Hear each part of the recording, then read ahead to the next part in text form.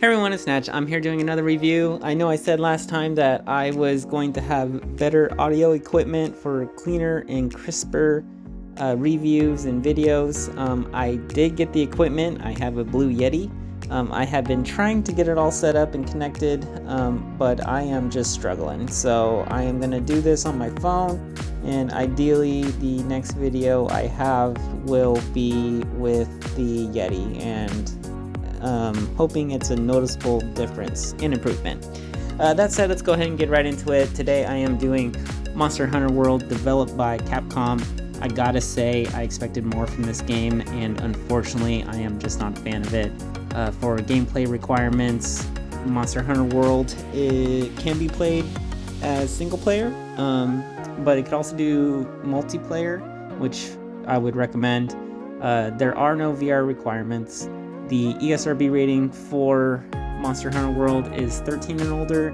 My personal opinion is that I think it can be for 6 and older. There wasn't anything in the game I felt mandated a teen rating. I do, however, think the storyline and theme is too complicated to follow for those younger than 6. So I wouldn't necessarily say it could be a game for everyone.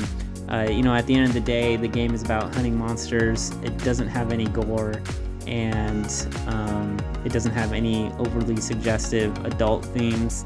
It's clearly set in a fantasy environment, and most people generally learn to hunt at a young age, around 5-6 anyways. Monster Hunter World generally takes 24 to 30 hours to beat, but to earn 100%, it will take you at least 100 hours, given that the hardest trophies are luck-based. On a scale easy to expert, I'd say the trophy list for Monster Hunter World is in easy plus.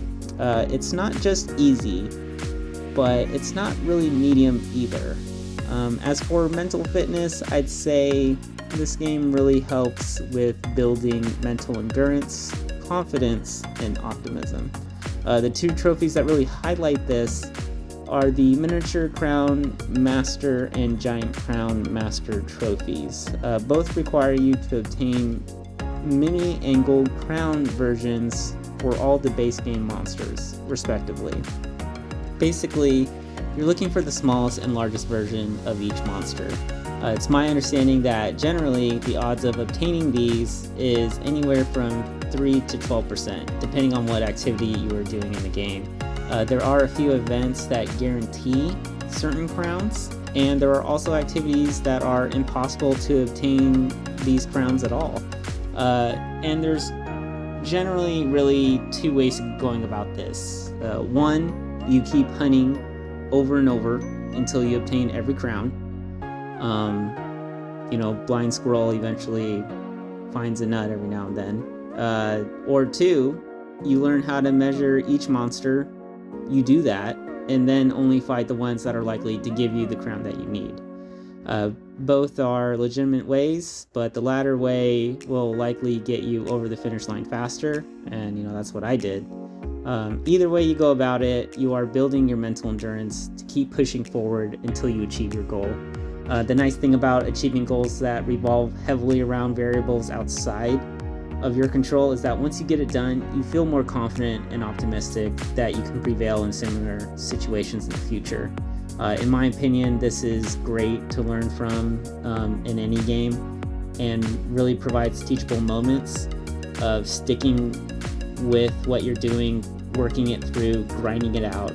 Sometimes it won't pay off. Most of the time it doesn't pay off immediately, but ultimately it generally will, and there are always ways to help yourself speed that process along. And really, this is what life is like. School, work, relationships, all of it is a test of endurance with variables outside of our own control. But you keep at it, and it eventually can pay off. Although I think there are plenty of different types of trophies that could have been added to make this game harder and help other aspects of mental fitness, and which personally I would have liked. Given the nature of Monster Hunter World, I have to admit I do not think adding any of those would have contributed to what Capcom wanted to do with the game. So for that, I'm fine with how it is. Overall, again, I am just not a big fan of Monster Hunter World. It does have an easy plus trophy list in my opinion. I do, however, feel it's a good game to play if you're looking to build mental endurance, confidence, and optimism. For me, Monster Hunter World really helped me build mental endurance. And if you have questions about the game or mental fitness, or just want to share your experience with the game, likely probably frustration, I definitely had, feel free to leave a comment or message me. I will do my best to answer any questions in a reasonable time. Alright, another review in the bag. If you want to watch me play live, follow me on Twitch. If you'd like to hear more about mental fitness or game previews and initial impressions, then check out my Instagram. I also take polls on Twitter for games I should be playing next that are in my library if you're interested in that. And as always, thanks for watching, and I'll see you on the next video. Bye!